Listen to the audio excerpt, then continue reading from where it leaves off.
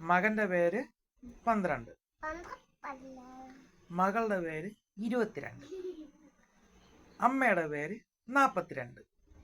അപ്പൊ അപ്പന്റെ പേര്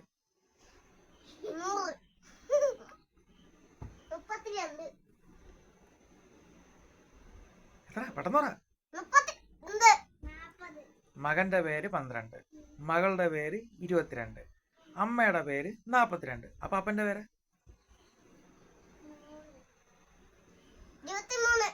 പറയും. അപ്പന്റെ പേര് എത്ര? 22, 32, 42. എല്ലാത്തിലും കോമൺ 2.